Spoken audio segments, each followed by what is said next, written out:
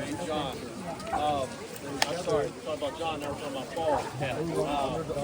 Paul. And his time here in Ephesus, as you saw walking up the long road to the amphitheater, we saw Ephesus located on the mouth of the Cayster River in the Mediterranean coast. This place was a center of commerce, trade, and because of this, Ephesus became one of the most wealthy, influential places in the Roman Empire.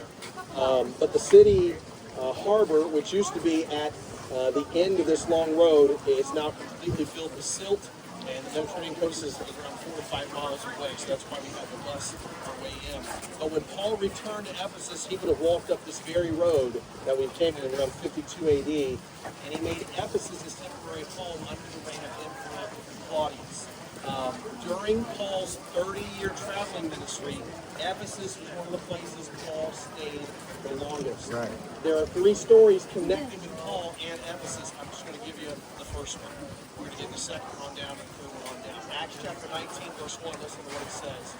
It says, "And it came to pass that while Apollos was at Corinth," Jeff just talked about this, "while Apollos was at Corinth, having passed through the upper coast, came to Ephesus." So Paul's come up from the coast. As was his typical practice, where do you think Paul went first? Went to the synagogue to preach Jesus. Verse 8 says he went in there, spoke boldly for 3 months, but many became stubborn and they rejected his message. So look what Paul does, middle of verse 9. "He departed from them and disputed daily in the school of Tyrannus." This school means a lecture hall, okay? So this man named Tyrannus, he has this lecture hall, and he allows Paul to use it. And verse 10 says Paul stays at this school, at this lecture hall, for 2 years. Now, the New Testament does not elaborate on who this guy, Tyrannus, is. What's funny to me is his name is Tyrannus, because the name means tyrant. Who names their kid Tyrant? I see some of you that should name your kid Tyrant. It's serious. Mom and Dad looking in the crib and they say, "What do we name him?" I don't know. Tyrant sounds good. His name is Tyrannus. But as for the location of this school of Tyrannus, the most likely place where this school, where this lecture hall was located, is right there on those steps. That is the walkway into the lecture hall that Tyrannus would have owned. So Paul was preaching and teaching right up into that for over 2 years. So you were seated right across from where that happened. In the 3rd century, they found an inscription that this structure was designated as a lecture hall. Later on, it was changed into a courtroom, but first, it was a lecture hall of Ephesus, probably the lecture hall of Tyrannus. So when you read that, you read about that section when it was. So right around here, and we're gonna stop here because of the rain. We're gonna move on.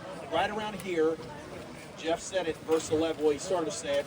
It says, "And God worked unusual miracles by the hands of Paul, so much that handkerchiefs and aprons were brought from his body to the sick, and their diseases left them, and evil spirits went out of them." So not only is this the school of Tyrannus, around here somewhere, Paul is so powerful that people are bringing aprons and handkerchiefs and rubbing his body around here and going to their friends, their relatives who are demon-possessed, who are diseased, and they're taking those aprons and wiping them on there, and they're healed of those diseases. And as soon as the apron touches their skin, then the evil spirits are sent out. That's the power this guy Paul had at this location. So it starts here, right? At the school of Tyrannus. Now we're going to move towards the theater and follow Acts chapter 19. Okay, this is the first story.